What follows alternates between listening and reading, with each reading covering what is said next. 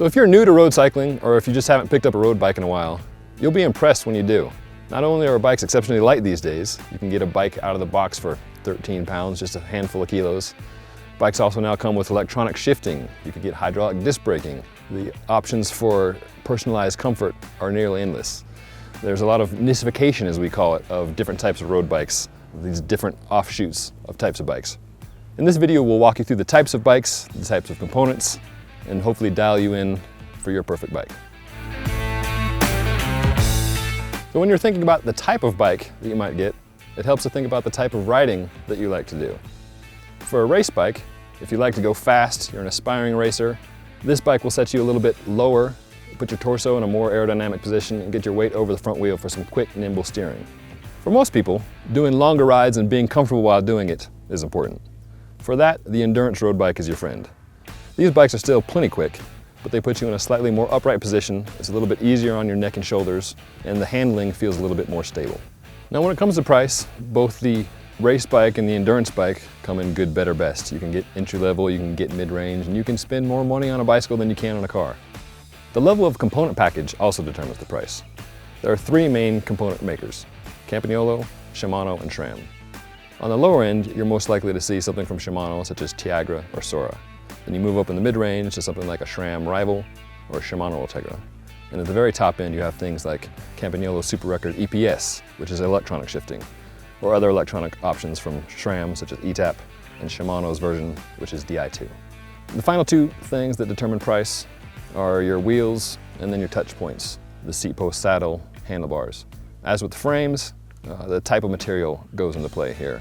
More inexpensive bikes will have metal wheels, metal handlebars, metal seat posts. The top-end bikes will have these made of carbon fiber.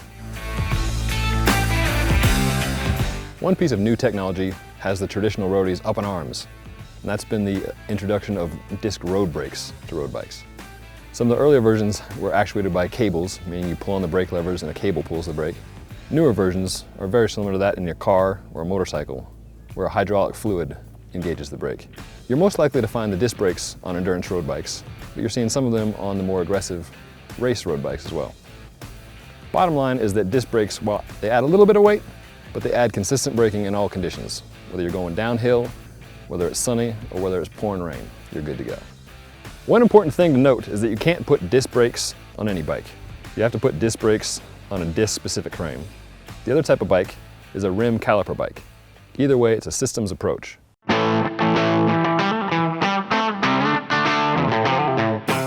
So the type of bike will determine in some ways the type of wheels that come with it, whether it's a disc bike or a rim brake bike. From there are several different levels. The materials determine price and weight. Cheaper bikes will come with alloy, more expensive bikes will come with carbon.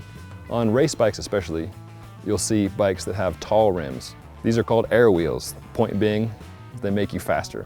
A shallow or short rim, on the other hand, is lighter and therefore better for going uphill, and some people find it to be a more manageable wheel to ride.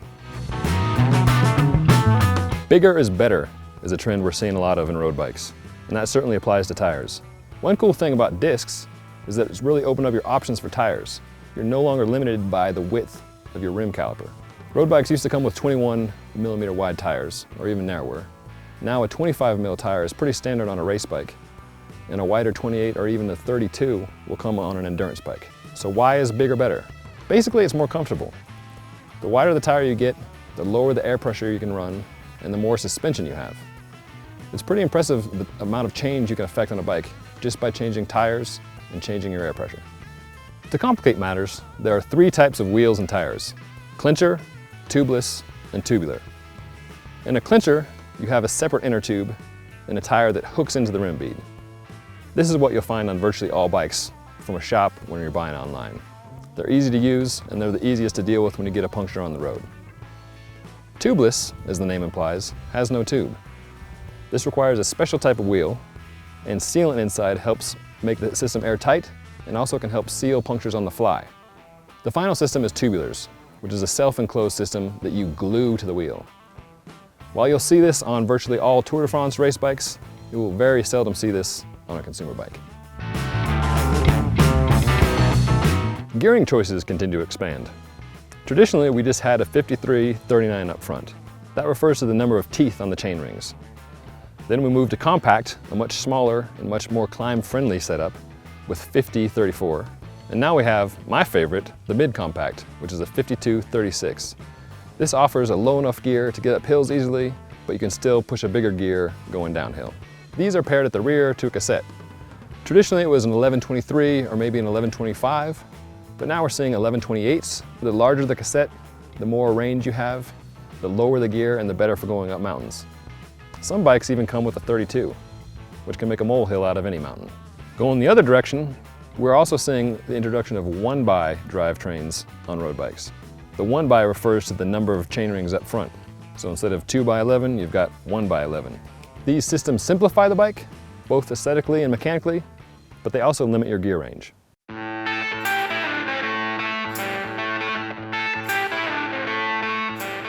The key to happiness on your road bicycle is comfort, and comfort is determined by your touch points, this being your saddle and your handlebars. Now luckily this is all very adjustable in terms of height, angle, width, etc. So small changes can make a huge difference. It's hard to overstate the importance of a good fit. Even just simple things like raising the shift levers a centimeter or two can make the difference between a long, happy 6-hour ride and going home angry in an hour. When you buy a bike at a shop, they'll be happy to dial you in. Modern road bikes don't come with pedals.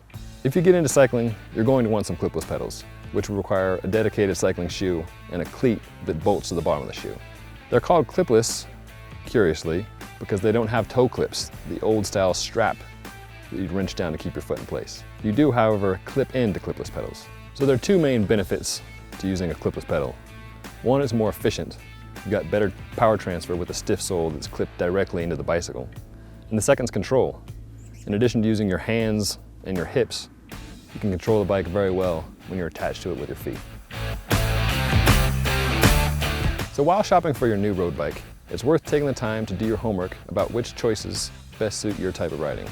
While all these new technologies can seem overwhelming at first, keep in mind they're here to make your ride more enjoyable, help you go faster, help you go farther, and do it all with a bigger smile on your face.